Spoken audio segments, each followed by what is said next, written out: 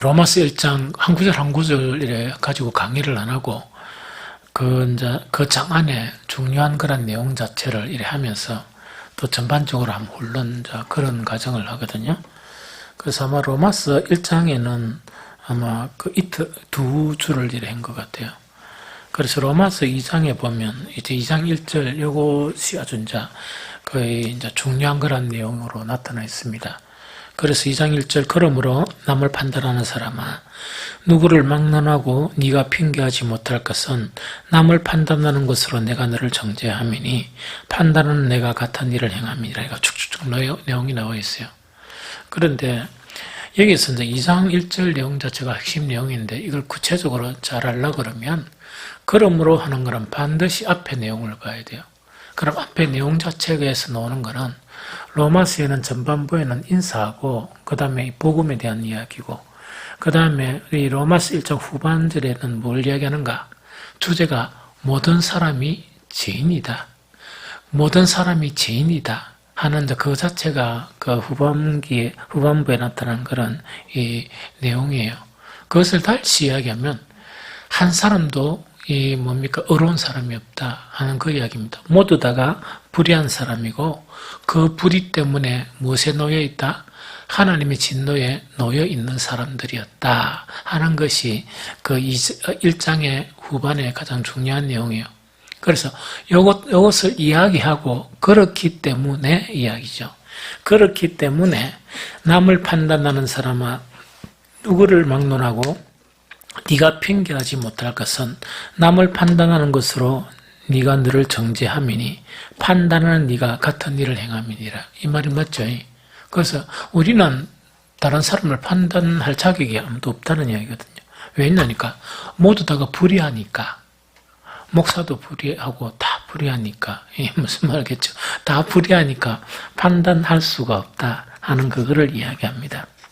그러면은 여기서 쭉 보면 그러므로 하는 내용은 그 이야기고 그 다음에 남을 판단하는 사람아 하면서 좀 성경에는 이런 이야기 표현이 잘 없죠.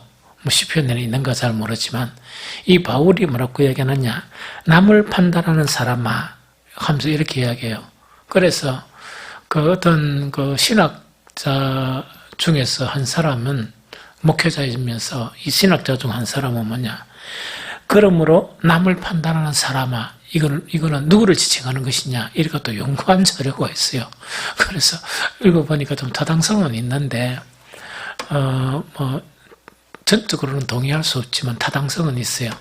이거는 이제 뭐냐니까 그 당시에는 어떤 사람들이 많았냐 철학자들도 많았고 그 다음에 누가 많았어요? 이 선생들도 너무 많았죠.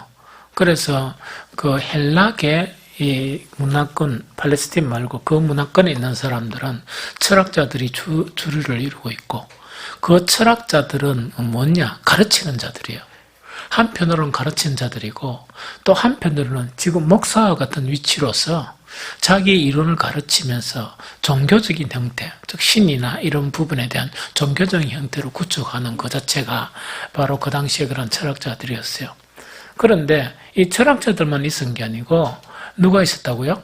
이 팔레스틴가 안에는 그 예루살렘 그 주변에는 누가 있었다고요? 랍비들이 있었습니다. 이 랍비들이 있었거든요. 이 두 사람 다 어떤 사람들이냐니까 가르치는 그런 사람들이었어요. 그래서 이 존 스토트는 이걸 갖다가 남을 판단하는 사람아 이걸 이야기하면서 참 재밌게 표현을 해놨는데 바울은 아마 이렇게 표현했을 것이다. 요 말이 그게 뭐냐 남을 판단하는 사람아 이거를 갖다가 바울은 비판적이고 도를 설교하는 인간들이요 이 말하고 유사할 것이다 이렇게 이야기한 거예요. 그럼 요거는 이제 뭐냐니까 옛날에 많은 이제 가르치는 자들 있죠. 이 가르치는 자들은 옛날 이야기했죠. 가르치기 위해서 뭐부터 배운다고요? 수사학부터 배워요. 수사학이라는 거는 우리 여기서 수사학이 가장 필요한 사람 누구겠습니까? 서건사님. 남편. 수사학이라는 거는 뭐냐니까 말을 어떻게 하느냐 그거 가르치는 학문이에요. 그러니까 어떤 현상에 대해서 이것을 말을 어떻게 하고 어떻게 표현하느냐 이거예요.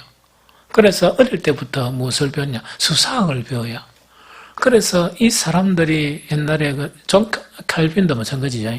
그 수사학이 연관이 돼가지고 칼빈이 위대하게 되기까지는 정말 이 수사학도 배우면서 자기의 그런 이 이론들을 출판사에 계속 보낸 거예요. 그래서 그건 이제 어떻게 받는 거니까 제가 이제 저번에 이야기했죠. 우리 은사 중에 한 분이 총신대 계신데 그분이 뭘 번역했느냐니까 하도 이제 장로교니까 그게 존 칼빈 자체가 어떻게 이제 존 칼빈이 되었느냐 하면서 이 존 칼빈의 서간문 이런 거는 편지들 있죠. 그 편지들을 번역을 한 거예요. 그래서 책을 만드니까 누가 사겠어요? 안 사겠어요? 그런데 그 두꺼운 그 서간문을 번역을 하면서 나는 속으로 있다 합니까? 이렇게 하는 거지만 저렇게 힘든 일을 왜 그런 많은 시간을 투자해서 저렇게 했을까 하는 그런 생각이 들어요. 왜냐하면 안 사니까. 그래서 우리가 좀 더 거의 한 권씩 샀습니다. 왜? 나는 마음이 짠해가 샀어요. 왜냐니까 내한테 필요해서 산 게 아니고 우리 존 칼빈 사상을 토대로 장로회가 형성이 되었지만 존 칼빈에 관한 편지들 주고받은 거 있죠. 그거 내한테 지금 필요하겠습니까?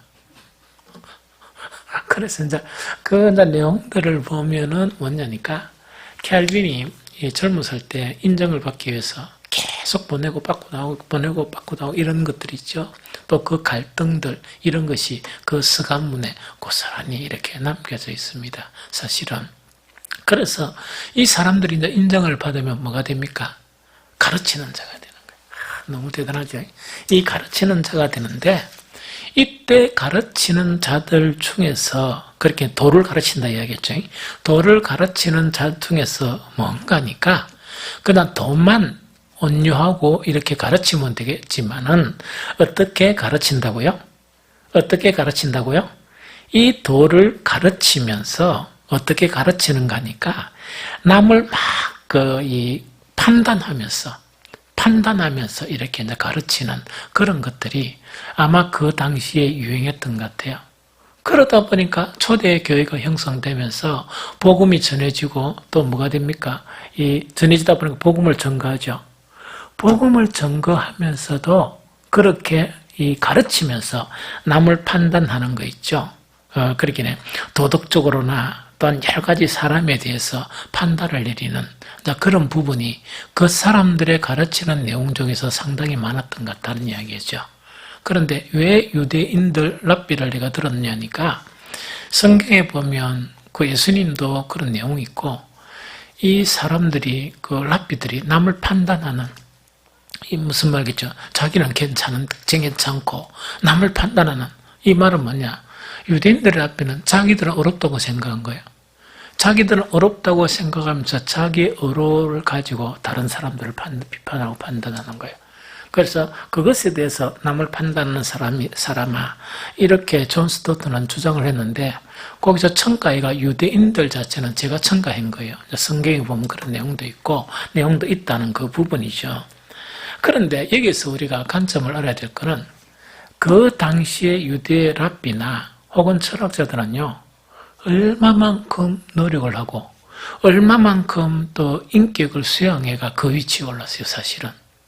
그래서 그 당시에 가르치는 그런 사람들에 대해서 많은 이 사람들은 존경심을 다 가졌어요. 그러면 이 사람들이 누구냐 하는 걸 왜 중요한 거니까 그렇게 존경받을 만한 사람이라도 뭘 한단 말입니까? 판단을 하나죠. 판단하는 그 문제를 가지고 있는 거예요.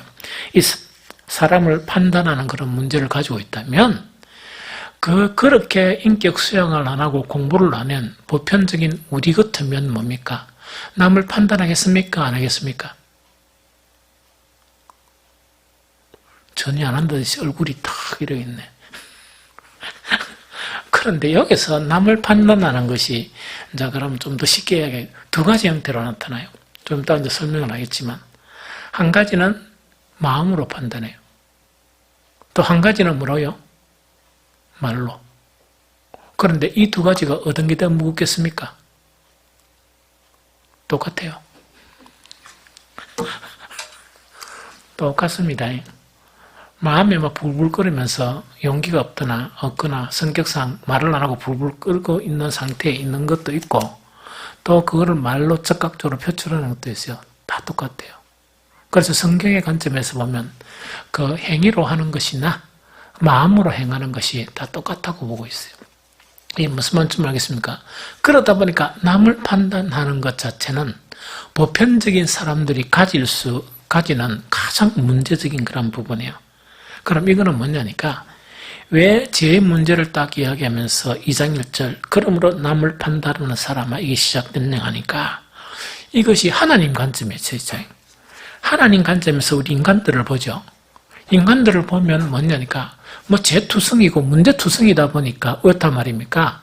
재투성이고 문제 다 재고 다 문제지만 하나님이 가장 골머리를 앓고, 미안합니다. 하나님이 가장 머리 아파하고, 아이고, 저 인간들 이래 하는 그 문제 중에 가장 중대한 문제가 어떤 문제라고요? 그게 남을 판단하는 거예요. 여러분들 이해가 잘 안 되죠? 그래서 이거는 대단히 하나님이 싫어하시는 거고, 이거는 대단히 하나님 앞에 이건 하면 안 돼요. 그런데 문제가 뭡니까? 그렇게 인격 수양이 된 사람도 그런 판단을 하죠. 그럼 그렇게 막 인격 수양을 안 하고 도를 안 닦은 사람은 스스럼없이 마음으로 정죄해버리고 마음으로 판단하고 표출해서 판단하고 그런 거예요. 좀 이야기 됩니까? 그거 하면 안 된다는 이야기죠. 그래서 이건 왜 하면 안 되느냐? 왜 하나님 편에서 가장 큰 문제 중에 하나냐? 정말 심각한 문제 중에 하나예요. 그래서 로마서 1장에 죄인이다 하면서 죄 중에서 가장 심각한 문제 중에 하나가 뭐라고요? 남을 판단한다는 이야기죠. 그래서 원래는 모든 사람이 죄인이고 모든 사람이 뭐라고요? 불의하다 하면서 뭐냐니까, 불의한 놈들이 불의하는 척하면서 남을 판단하는 것은 아주 죄 중에 죄질이 나쁜 거죠. 나쁜 거 아닙니까? 하나님은 어려우신데 지가 하나님인 척하면서 있다고 남을 판단하는 거야. 그래서 죄질이 가장 나쁜 게, 악한 것 자체가 바로 이제 남을 판단하는 그런 문제다 하는 그 문제를 바울이 다루고 있어요. 그래서 관련 그런 자료들을 내가 쭉 이래 보니까 이 부분에 대해서 연구를 이렇게 한 자료들이 상당히 많아요. 연구를 한 자료들은 많은데, 그래서 오늘은 이 말씀을 통해서 뭘 보는 거니까, 같은 죄인인데 어떻게 남을 판단하느냐. 그렇게 높은 선생들이라도 남을 판단하고, 또 우리도 뭡니까? 마음으로 막 수없이 판단하고 말로 표현하는 사람도 있고 막 이렇단 말입니다. 그래서 왜 남을 판단할 수 있는가 문제, 이걸 좀 생각해 봐야 되겠다. 왜? 근본적인 이유를 알면 치료하기가 쉽죠. 우리 스스로 치료하기가 쉽다는 이야기죠. 이게 무슨 말이겠죠? 그러면 이거는 이제 뭐냐니까, 그 사람의 성향 있죠. 이 사람의 성향은 어떤 성향을 가지고 있는 거니까, 자기를 제외한 모든 사람에게 비판적인 성향을 가져요. 그런데 철학자들은 이 원인을 모르지만 우리 그리스도인들은 이 원인이 뭐라고 생각합니까? 선악과예요. 선악과를 딱 먹자마자 어느 가 죄인이 되었답니까? 그러면 아담과 하가 죄인이 되고 난 다음에 막 부끄러운 것을 가리죠. 죄인이 되는 게 온통 내한테 부끄러움이 있는 거야. 이 무슨 말인지 좀 알겠죠? 부끄러움이 있다 보니까 결론적으로 이야기하면 판단 자체는 왜 하느냐? 자기의 부끄러움은 가리고 다른 사람의 부끄러움을 이야기함으로써, 또 생각함으로써 자기는 뭐냐? 제 문제, 즉 불의한 문제가 없다는 것을 스스로 이렇게 가지려고 하는 몸부림, 그것이 판단이에요. 이 무슨 말인지 좀 알겠죠? 그러면은 이걸 좀 더 상세히 설명하면, 요새 텔레비 한 분 억수로 우리 부산 사람, 여러분 한 분 몰라요? 서울대학 출신 막 텔레비만 보면 다 그분 이야기다, 그죠? 그래가지고 막 온갖 비판이 나는데, 이걸 또 보니까 그 사람들이 이제 또 싫어하는 게 또 판단하고 이걸 또 싫어해. 그럼 이 판단하는 건 뭐냐는 게 봅니다. 자신을 지혜해서 모든 사람을 이렇게 판단해버리는 거예요. 그리 함으로써 자신은 어렵다고 이렇게 인정함을 받으려고 하는, 혹은 스스로 이해하려고 하는 그런 부분이에요. 그래서 이걸 다시 이야기하면, 자신에 대해서는 뭐하지만 관대하지만 다른 사람에 대해서는 억수로 비판 자체가 가혹하다는 이야기입니다. 이 무슨 말이겠죠? 그렇게 이번에 그 조국식 이분 자체가 뭐냐니까, 왜 비난을 많이 받았느냐? 그 대학생들은 공부하다가 지금 취업 준비 때문에 데모 같은 잘 안 하거든요. 그래서 왜 하는가 하니까, 자신에 대해서는 간대하지만 이분이 옛날에 뭐냐니까, 다른 사람에 대해서 뭔가 이렇게 하는 거 있답니까? 사사건건 비판 자체가 아주 논리적이고 체계적이고 예리하게 한 거예요. 그래서 인기를 많이 얻은 거예요. 그런데 문제는 뭐냐? 자신과 자식의 가족의 문제에 대해서 너무 간대한 거예요. 그럼 이거는 뭐냐니까, 인간의 본성이에요. 인간의 본성 자체가 그렇게 공부를 많이 하고 이 장관까지 오르더라도 이 성화되지 않으면 그런 형태가 나타나요. 이 무슨 뭔지 좀 알겠죠? 그래서 진짜 그걸 지금 이야기합니다. 또 다르게 표현하면 뭐냐?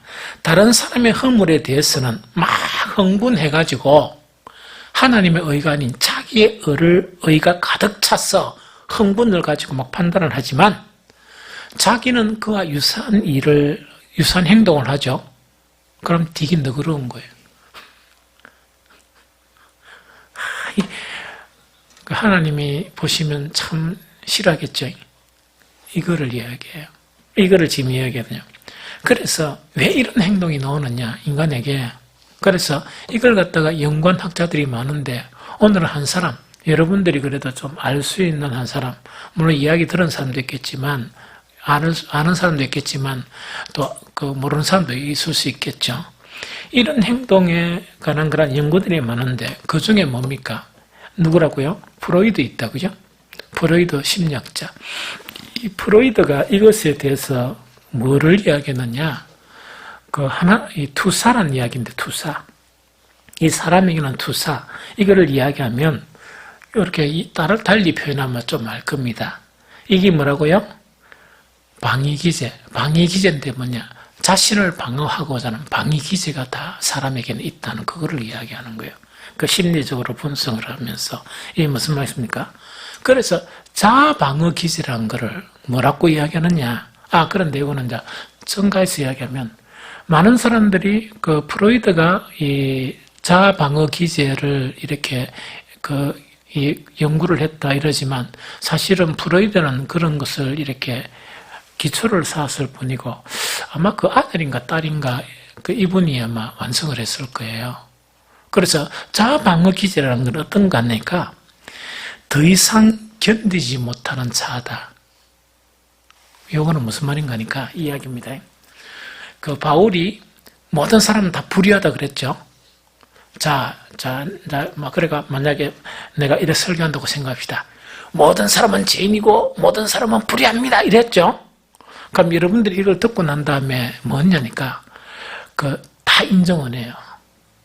송집사도 불의하고, 우리 성은사께서도 불의하고, 해수권사도 불의하고, 목사도 불의하지만, 누구는?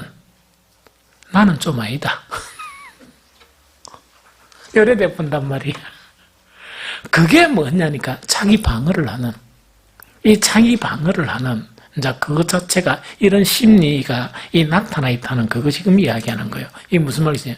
그럼 이거는 왜냐니까, 다른 사람은 다 불의해도 괜찮은데 내가 불의한 것을 내 스스로 받아들일 수 있다 없다? 못 받아들인다. 못 받아들인다 보니까 내 자아가 견딜 수 있단 말이야, 못 견딘단 말이야. 견딜 수 없으니까 뭐 하느냐? 이거를 탁 방어하기 위해서 뭐 한단 말입니까? 남을 비판하는 거예요. 남을 막 비판하면서 뭐를 숨긴다? 내 자아의 문제를 막 숨기면서 내가 위로하고, 내 스스로 위로하고, 내 스스로 뭡니까? 이 그런 문제에 대해서 견디지 못하는 자아를 견디도록 그렇게 해버리는 거예요. 이게 무슨 말이겠죠? 그렇게 요런 부분이라는 그 이야기입니다. 그런데 자아 방어 기제 자체가 여러 가지 요소들이 있어요. 요소들인데 다 설명은 못하고요. 그 중에 이제 오늘 이게 무릇 남을 판단하는 사람아 하는 요거하고 가장 연관되어 있는 부분이 바로 전의를 이야기해요. 전의. 전의를 가장 쉽게 이야기하면 이야기라. 우리 예언이가 있잖아. 예언이가 그런 우리 특히 우리 오집사님께서 그래 하겠나. 자기 부인하고 아이들을 금쪽같이 생각하는데. 그런데 어쨌든 간에 어떤 일이었던 간에 그렇게 찬우이가 지금 이제 제대 다 했다고 이제 보고, 그래가지고 우리 오집사께서 불같은 화를 내면서 예언이를 머쓱해 거야. 무슨 말이냐면 막 머쓱하면서 막 되게 머쓱해 보는 거야. 그럼 왜 너? 이 마음이 억수로 힘들지? 그때 뭐가 나오느냐? 자기 방어 기세가 나오는 거예요. 왜? 내 자신이 아빠가 그만큼 머쓱하는데 나는 인정이 된다? 안 된다? 인정이 안 되다 보니까 방어하는 그런 부분이 나오면서 여기서 전이라는 거는 뭐냐니까 내가 내 자신을 못 받아들이다 보니까 아버지는 저렇게 막 머쓱하지? 누구한테 그거를 돌려버리느냐? 내가 이렇게 머쓱해인 거는 누구라고? 오찬욱이다. 이래 보는 거예요. 그런데 오찬욱이다. 이래 하는 게 어떤 게 말로 표현을 해버리는 거야. 그럼 머쓱해인 거는 누구 때문에 머쓱했다고? 찬욱이죠. 그럼 죽일 놈은 누구? 찬욱인데 나는 거룩한 희생을 했다. 동생을 위해서. 이렇게 뭐냐니까 말로 표현해보는 거야. 그래가지고 누구한테 성질 낸다고? 찬욱이한테 불같이 성질을 내버리고, 그래서 찬욱이 잘못은 60, 또 막 생각하면서 또 한 사람 누구한테 돌린다고? 엄마 문제가 40. 내 문제는 있단 말이가 없단 말이가? 전혀 없다. 여기 방어기세. 이거를 말로 표현할 수도 있는데 찬욱이한테는 동생이가 말로 표현했단 말이야. 엄마한테 말을 딱 표현하다 보니까 용돈이나 밥이나 여러 가지 문제가 있지? 말로 표현하는 거야. 뭐로만 한다고? 생각으로만 탁 표출을 하는 거예요. 생각으로 내 자신을 방어하는 거예요. 이걸 갖다가 이게 뭐라고? 전이라고 그래요. 이게 무슨 말인지 알겠습니까? 그래서 이거는 뭐냐니까 쉽게 이야기하면 우리 모두 다 불의한 사람이잖아. 이 불의하다 보니까 불의한 내 자아에 대해서 견디지 못하는 거야.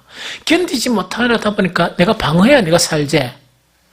또 이런 부분에서 정말 밤에 잠을 못 자는 사람이 있어요.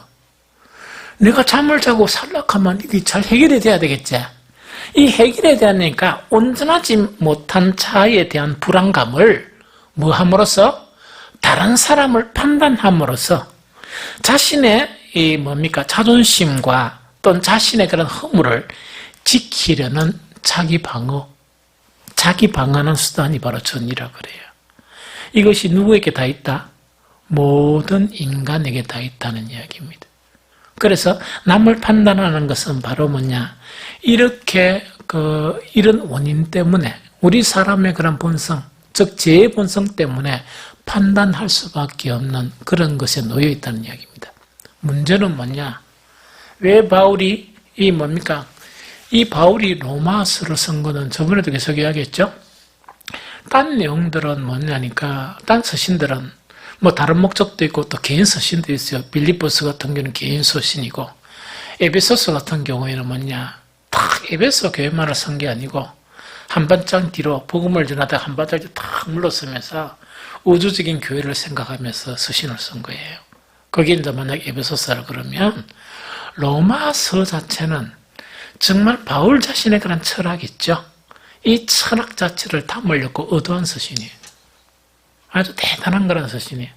그러면서 체계적으로 뭐냐니까 복음에 대한 부분들 이야기하고 모든 사람이 다 불의하다. 한 명도 불의하지 못한 인간은 아무도 없다. 그걸 지금 이야기를 하는 거예요. 그걸 전제로 하면서 제일 첫 번째 문제를 끄집어내는 것이 무릇 남을 판단하는 사람아. 이렇게 이야기하는 거예요. 좀 이해됩니까? 이해가 되죠? 그래서 남을 판단하는 이것 자체는 이 많은 그런 학자들이 어떤 결론을 내리느냐. 이거 판단하는 이 자체가 어떤 결론을 내리느냐. 한 사람은 이렇게 표현했어요. 이렇게 표현한 그대로 보면 이거죠. 이것은 편리하지만, 편리하다는 게 뭡니까? 내 자아를 감당하지 못할 내 자아 있죠. 이 자아를 방어하기 위해서 남을 판단해버리는. 그래서 내가 좀 편해지는 거 있다, 그죠? 연아, 이 이야기, 지금 목사님 설명하는 게 이해가 되나? 그래서 어떡하냐. 내가 편해진단 말이야, 그러면. 생각을 막 그래가 빨리 내 편해지는 거야. 이 무슨 말이야? 편해지는 거, 이거는 편리하지만, 남을 판단하는 거에 대해서는 편리하지만, 가장 교활하고 메스꺼운 것이다. 다시 읽어줄게요. 그래서 이 사람의 이 더러운 속성이 있죠. 제 속성 중에 더러운 속성 중에 하나가 남을 판단하는 거 있죠. 방어를 하는데 그걸 남한테 뒤집어 씌워버린 거 있답니까? 자기는 선인인 척하고 자기의 그런 문제를 자기 살라고 남한테 다 뒤집어 씌워버리는 거야. 하는 그걸 얘기해요. 그래서 뒤집어 씌우는 그 자체가 하나가 뭐냐? 판단이라는 수단이에요. 남에게 막 판단함으로 자기의 허물이나 자기가 견디지 못하는 그런 자아에 대해서 스스로 방어를 하는 거예요. 좀 심각하죠. 그래서 이 일 자체는 편리하단 말입니다. 우리가 편리하게 편해지고 싶잖아. 마음이 편리하지만 가장 교활하다. 해서는 안 될 짓이다. 뿐만 아니고 가장 메스꺼운 짓이다. 가장 더러운 일이다. 그것이 뭐냐? 바로 이 자기 방어 기제에서 나오는 남을 판단하는 일이에요. 그래서 바울은 이 문제가 아주 중요하다 보니까 뭐를 먼저 내세운다고? 남을 판단하는 문제를 거론을 하는 거예요. 이해가 됩니까? 그래서 이거 어려워요. 너무너무 어려워요.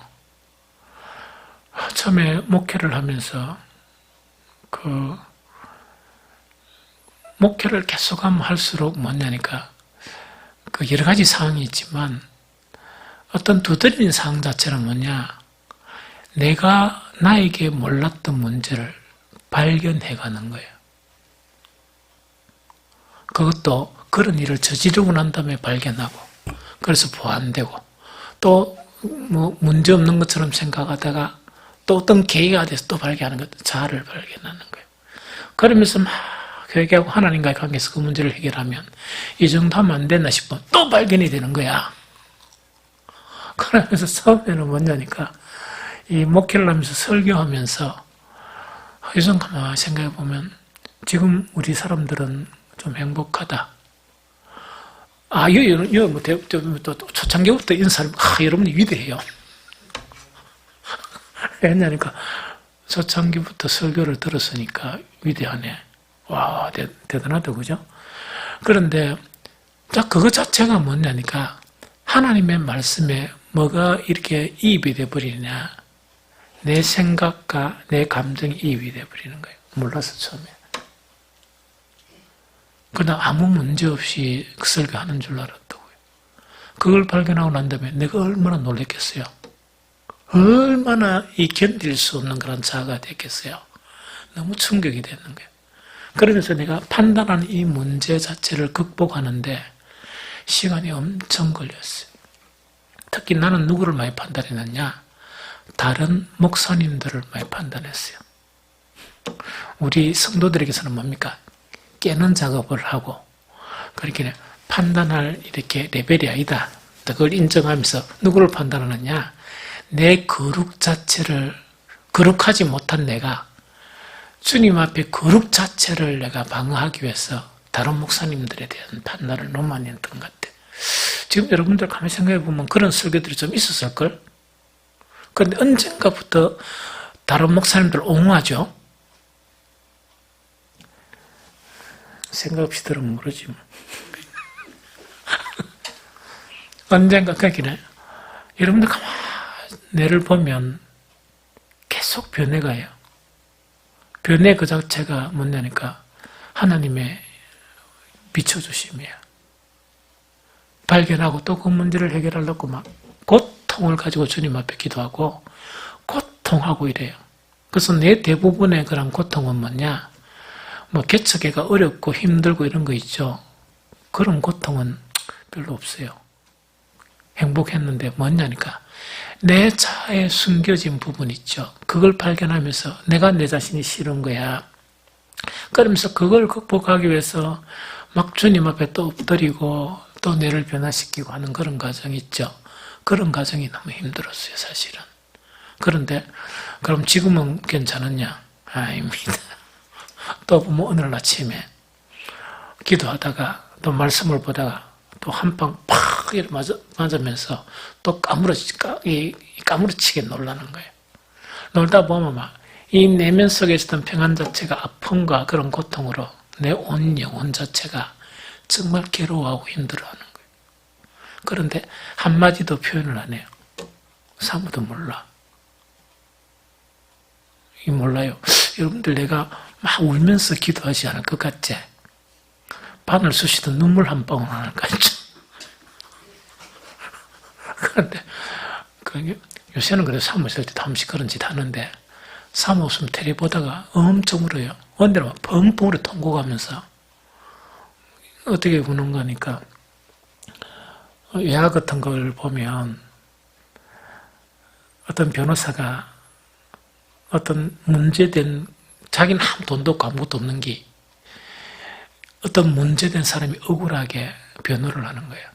하면서 생명을 걸어가면서 변호하는 그 과정을 보면서 그런 유사한 부분이 보면 막 어느 날은 펑펑 울어 테레비 보다가 펑펑 울고 막 눈물 콧물 다 나게 이제 울면서 나는 목사인데 왜 저렇게 안 될까?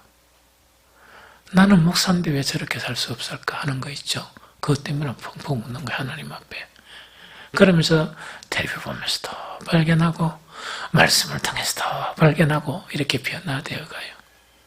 그래서 나는 내 자신이 과거는 부끄러움 연속이고 지금보다 내일이 더 날 기대와 희망을 가져요. 그래서 더욱더 온전해져 가고 더욱더 아름다워져 갈 것이다. 그렇게 확신하는 거라. 목사에 대한 부분을 딴 거는 뭐 배우지 말고 그거 하나 배웠으면 좋겠어요, 여러분들이. 그거 하나 여러분들이 좀 배워서 계속 긍정적인 변화를 이끌어 나가는 여러분들이 되었으면 좋겠어요. 이해되죠? 그러면 이제 결론적으로 먼저 성경으로 다시 들어옵니다.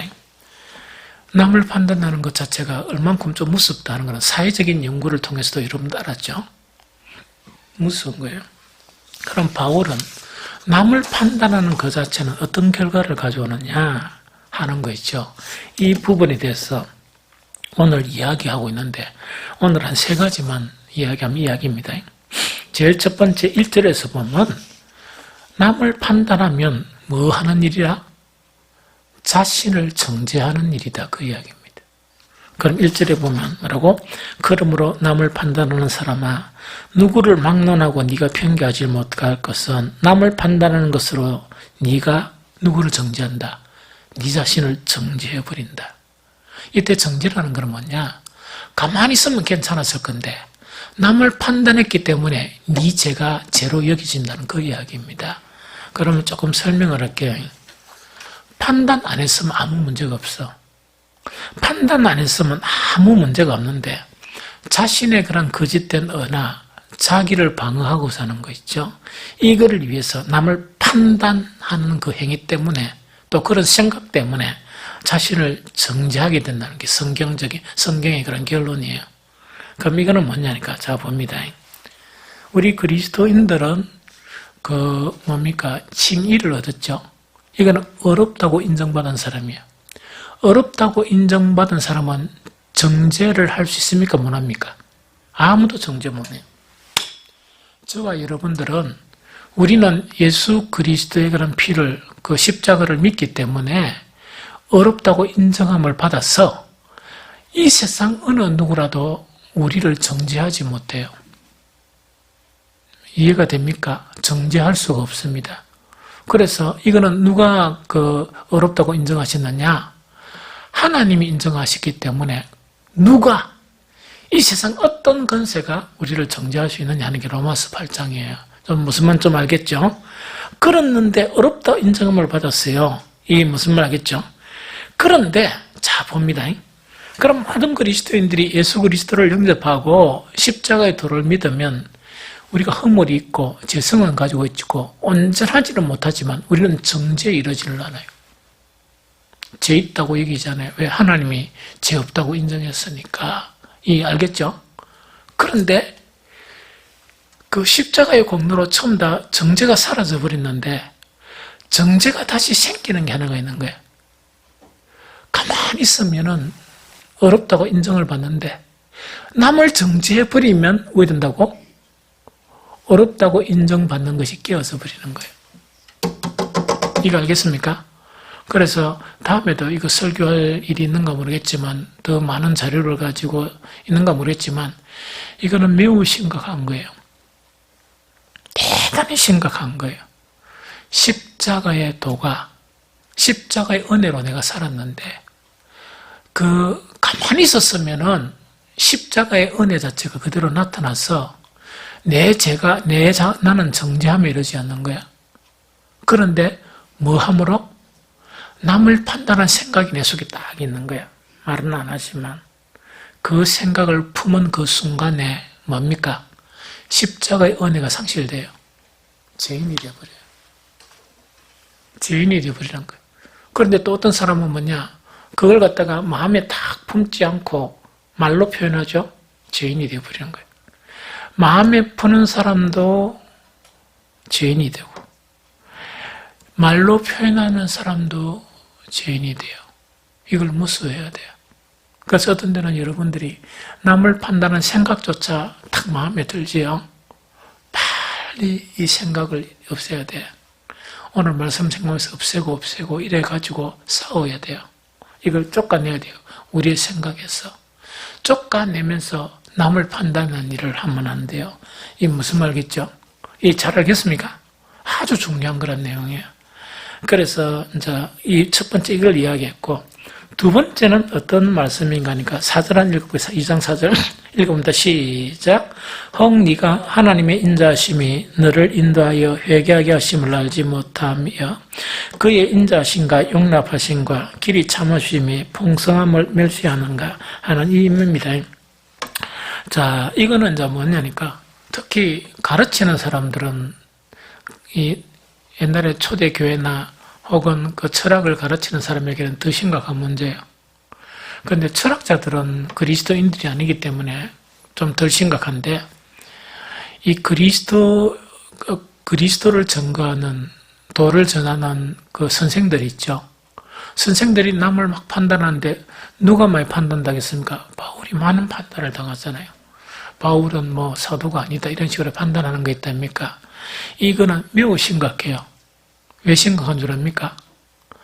남을 판단하는 선생들은 많은 사람들을 가르치고 그들의 언변으로 사람들에게 감동은 줄 수 있지만 특히 제가 그리스도인의 선생을 이야기합니다. 그리스도를 전하는 선생을 이야기하는데 그 사람들은 가장 기본적인 원리를 몰라요.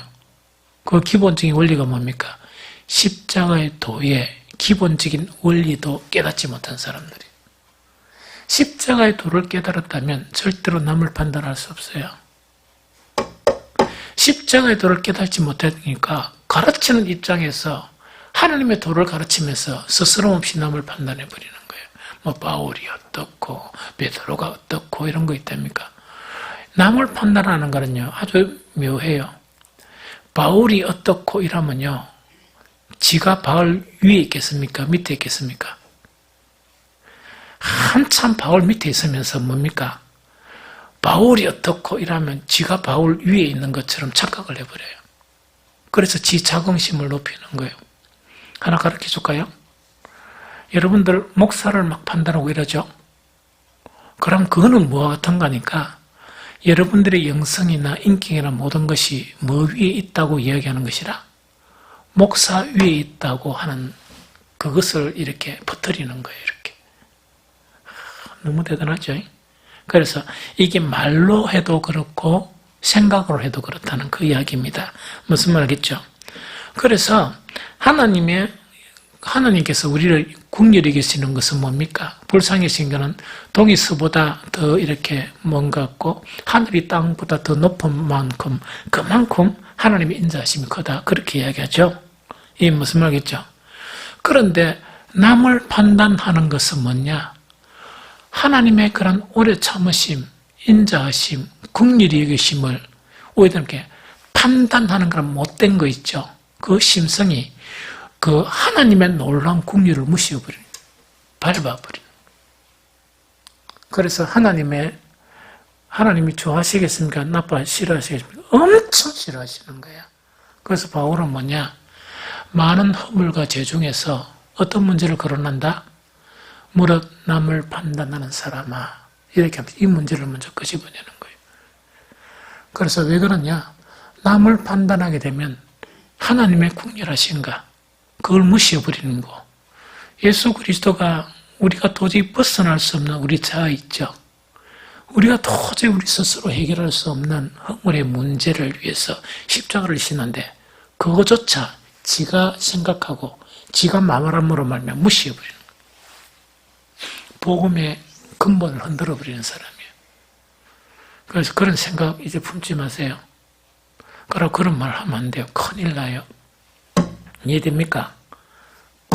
남을 판단하는 생각, 또 남을 판단하는 말, 이거 하면 안 됩니다. 그 다음에 마지막 세 번째 바울은 뭐라고 얘기하느냐? 5절 읽어보면 5절. 5절 시작.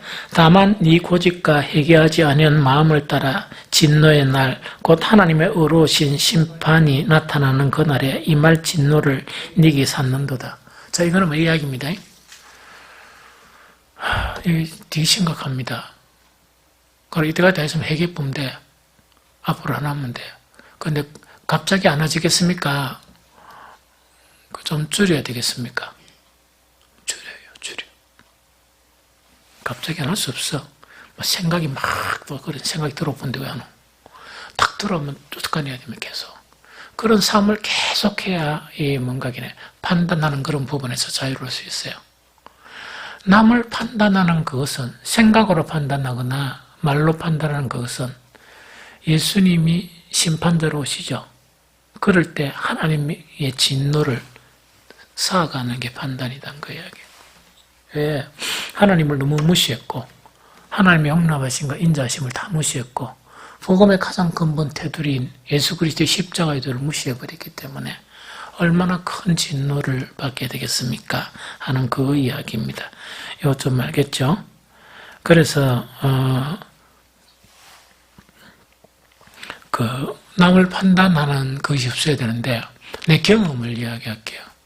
이 경험을 이야기하면 뭐냐니까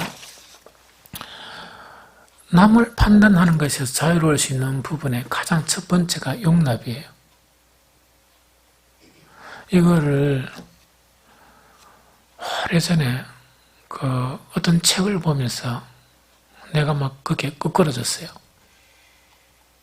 거기에 이제 끄끄러지는 거야. 에베소서 1장 2, 3절 그거를 갖다가 이렇게 그 자료를 보면서 이게 이제 뭐냐니까 용납이라는 거는 어떤 부분인가 이야기입니다. 우리 사실은 이야기는 뭡니까? 눈 보면 지 얼굴 안 보이잖아요. 다른 사람 다 보이죠. 그래서 판단하는 거예요. 그런데 뭐는 안 보입니까? 지 허물은 안 보이는 거예요. 그래서 요거는 또 성경에서 그런 내용이 나와 있어요. 그런데 남을 판단한 일에서 자유로우려고 그러면 이런 생각해야 돼요. 내가 목사라도 뭡니까? 내가 그냥 이야기했다니까. 옛날에는 뭘 이야기했는가 하니까. 옛날에 평신도 사역을 하고 내 20대 후반부터 일하다 보니까 어떤 사람들은 뭐라고 얘기하는가 하니까 천국에 가면 복 많이 받겠느냐 이런 이야기 엄청 많이 들었어요, 사실은. 그러고 무슨 이야기 해달라 이런 이야기 많이 들었거든요. 그때마다 내가 이야기한 게 뭐냐. 지나간 시간들을 생각해 보니까 나는 그 시행착오만 했다. 그런데 감사하게도 내 시행착오를 통해서 하나님은 일하셨다. 그래서 나는 자랑할 게 별로 없다. 단지 최선을 다했을 뿐이지 자랑할 건 없다. 왜냐니까 시행착오 한 놈이 뭐 자랑할 게 있어요. 이게 무슨 말이겠죠? 시행착오를 통해서 배워왔다는 거예요.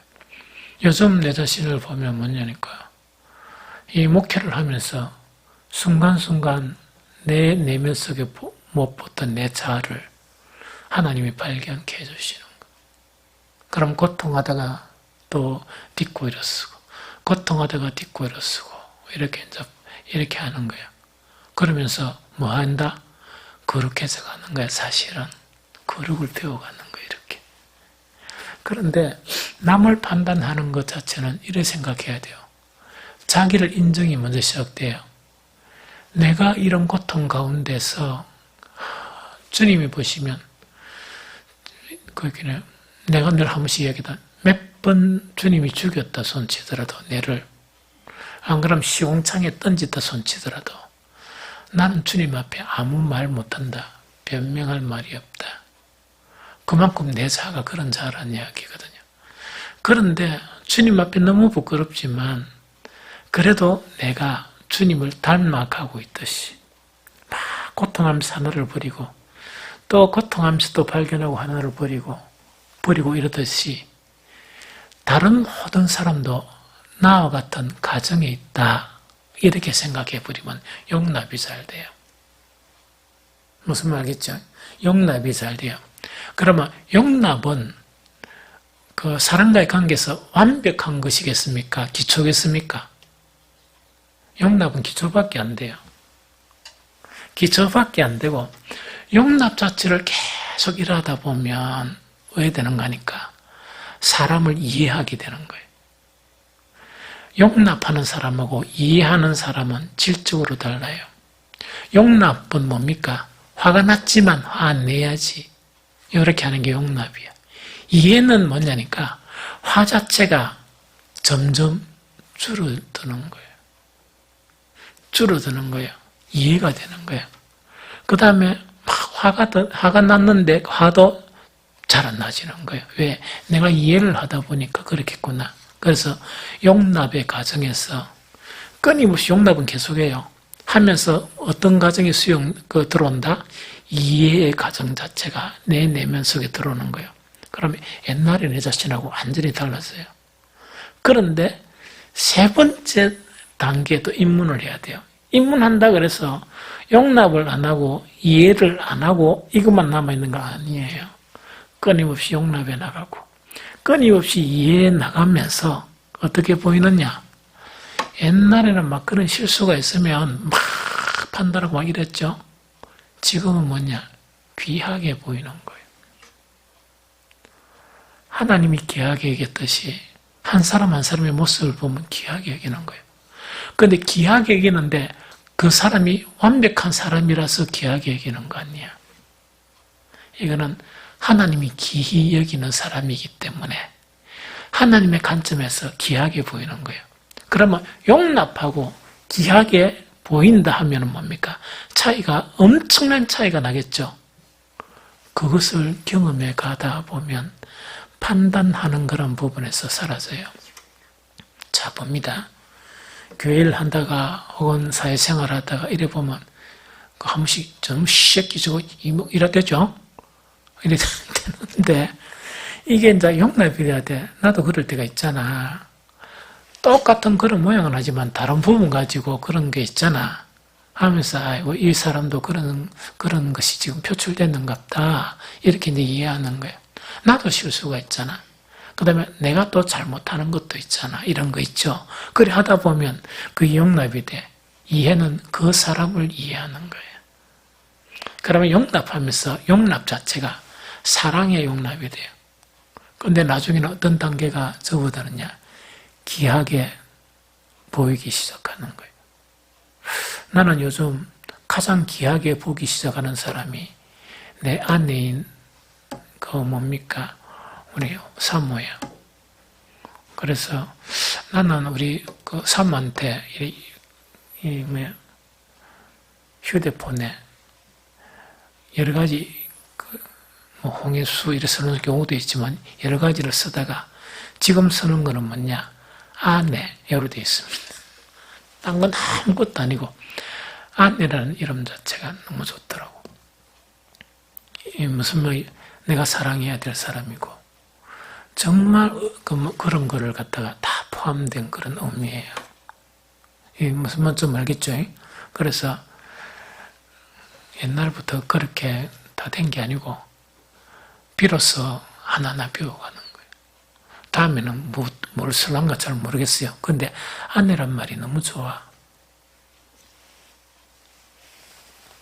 에이, 다들 고개 숙이지 말고 아내로 받아들이란 말이에요. 그거 못 받아들이면 온전한 신앙 못해요. 가장 가까이 있는 아내를 이래 뭡니까? 온전하게 대하지 못하는데 어떻게 그래 돼? 그런다고 사모하고 내하고 안 싸우느냐? 싸웠어요.